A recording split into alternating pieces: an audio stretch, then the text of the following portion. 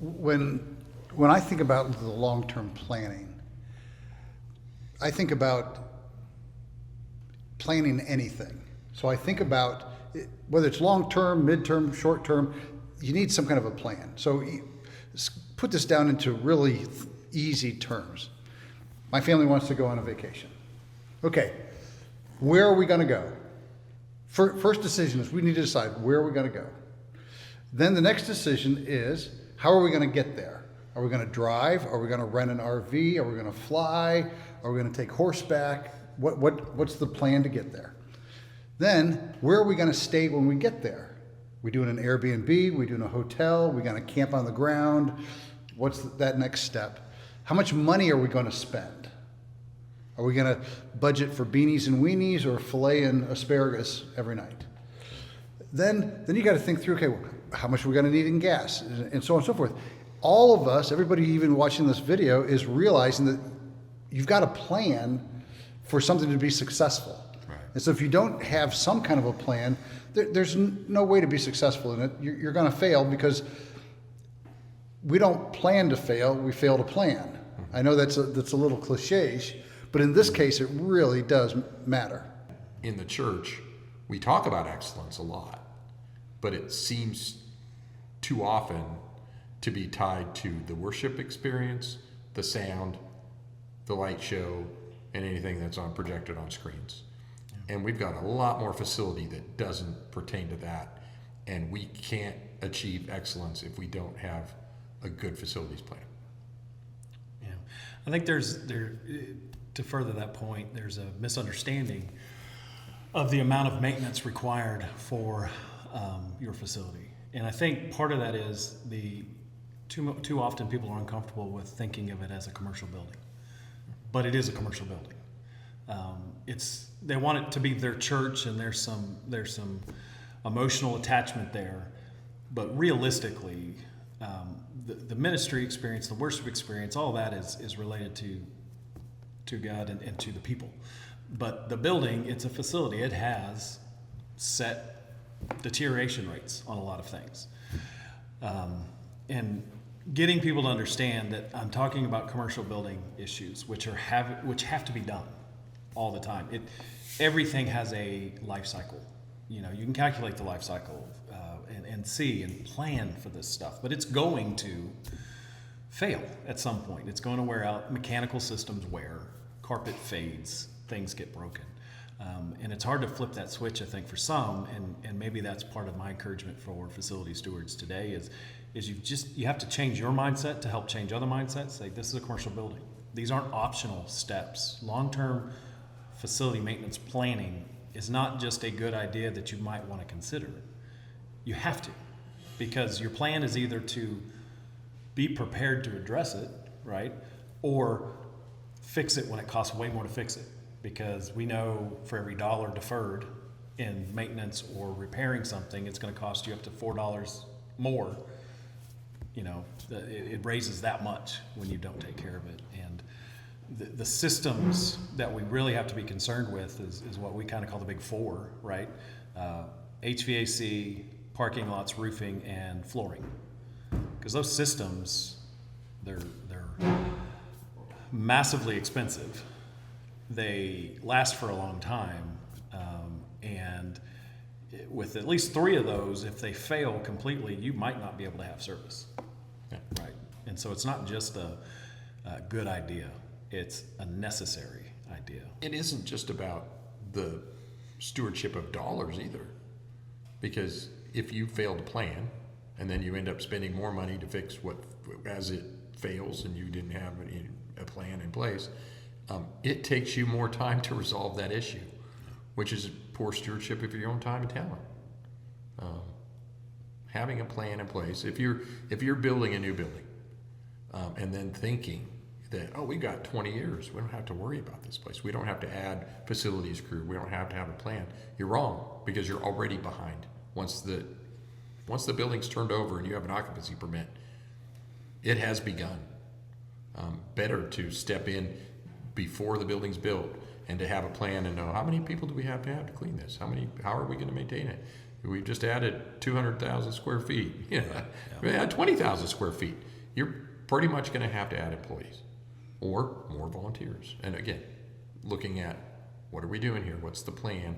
And involving all those that are involved in the decision to let's build something new, let's add to it, to understand that there's a bigger cost involved than just the construction cost.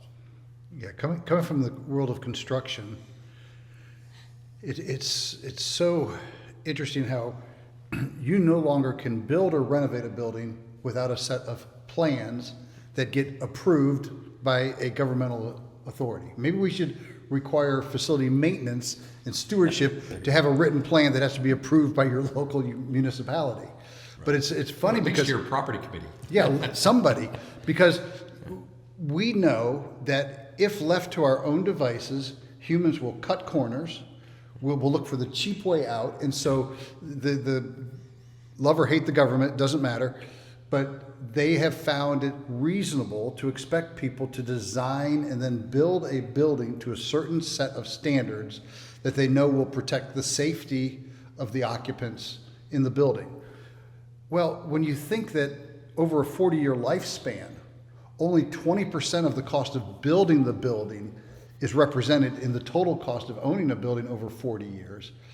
If only 20% of it is going to be regulated to be built to meet life safety and other safety precaution things, why doesn't it make sense for the other 70, 80% to also need a plan for how you're going to operate your building long term?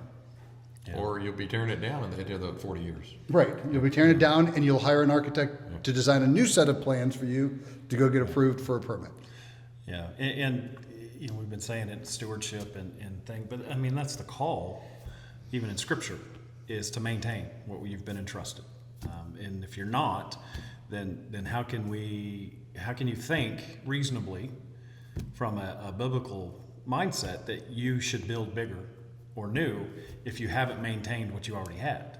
That doesn't make sense from even a biblical worldview. One of the concepts that Tim you've talked about is the 4 buckets and budgeting.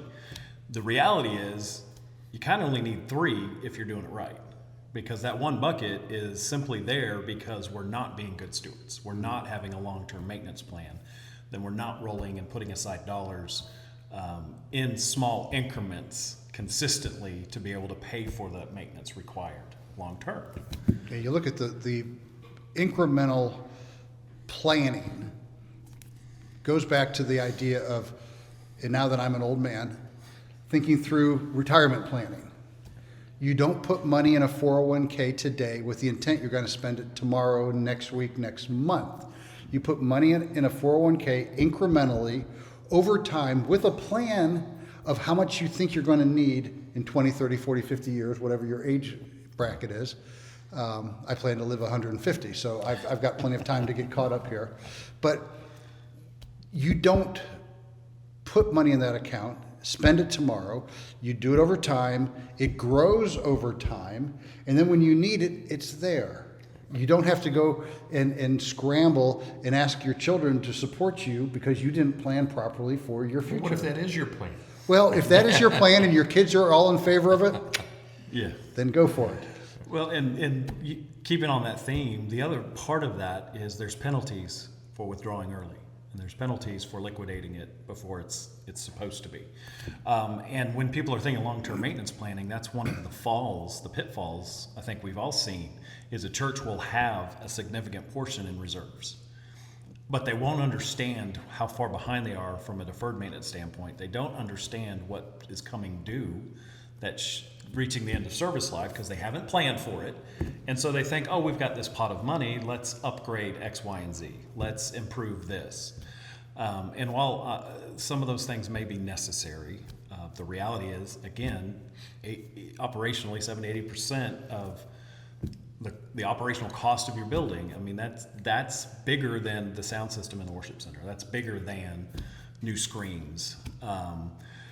So, yeah, if you're not thinking that way, then not only are you getting penalized because you drew that money early, you aren't going to have that. And the second generations in church, why should they support the failing church And why should they do it the same way you did? Because you failed. Well, I tell FCA clients this all the time, that if they go and they have to have a capital campaign to raise money, and they have to tell their congregation that we need to raise money because we failed to care for what we'd been entrusted, that's a hard ask. But if you're building a new building and it's shiny, people give to that. But I believe people will give to, we are trying to enhance our facility stewardship efforts by beginning to plan for that future. People will give to a plan. People will give to, hey, I get that maybe we failed to have this plan in the past, and we're going to turn the ship a little bit, and now we need to make sure that we're setting aside that capital reserve fund and putting it in an account that's dedicated for that purpose, so that they don't get penalized down the road. And I think once people understand that, that's the shift, and it is a mind shift. In the Western church, it's certainly not the norm. If you can grasp that, I think people will give that, and they'll catch that vision. Yeah, as a rule, people don't give money to a building. Yeah. They give money to a cause, to a purpose, to a mission. And so that's why capital campaigns for new buildings generally do so well, because now you've got this new shiny thing. More people in church. More people in church. We're making room for more people to do ministry. But if you can lay out your ministry plan as also including the stewarding of what we've already been entrusted with, and you can do a so that. We're going to do these things so that we can get on the right path for caring for this building for the next generation, so that we don't have to then come back to you and ask for money because we didn't plan properly. Yeah. And if you can tie it all back to a mission and ministry mindset, it's not a hard ask. But if you have to go back and say, you know what, we all messed up, we're sorry, but it's really your fault, and now we need $100,000 to cover this roof, kind of thing. It's why when I've talked with millennials and Gen Xers and whatnot, and they're like, yeah, if Mr. 50, 60-year-old man didn't have the foresight to plan ahead, why should I bail him out? I'm going to go buy a pair of Tom's shoes and give a pair of shoes to a needy kid in Africa or someplace else, because I'm furthering the cause of what I believe in. If I'm only replacing shingles or EPDM because you failed to plan properly, that's on you, man. Yeah, and we've been talking a lot about the funding aspect of it, but that's only one part of what it takes to maintain a facility long term: time, personnel, and funding. And so we can't forget the personnel and the time you allow them. And so part of being able to plan long term is, be realistic about your funding levels and your needs. We know it's about 1 to 35,000 square foot. You need 1 FTE, full-time equivalent to that. But when you consider time away, sick leave, holidays, things like that, you probably need 1.5 FTEs to cover, have full coverage. And the time aspect, I had a good question, is like, how do you account for the time in that, and how does that equate to facility maintenance? And it's again, you can be more proactive in greasing bearings, in changing filters, in inspecting roofs, cleaning parking lots, doing those things, if you have enough time, because you have enough personnel to handle what's going on. People are planning ahead and letting you know of the plan, so we can set these maintenance evolutions in place and actually get them on the calendar. And then if it's properly funded, then we're able to subcontract out those things that need to occur by someone who has a better skill set than we do. Yeah. And we can train volunteers or use our own things to do that. But again, it's time, personnel, and money all have to be considered when creating that long-term maintenance plan. Funding is the biggest tent in the pole, right? And funding can impact your personnel and obviously the time, but they're all connected. A lack of funding and a lack of personnel means you don't have time, and it all just builds from there.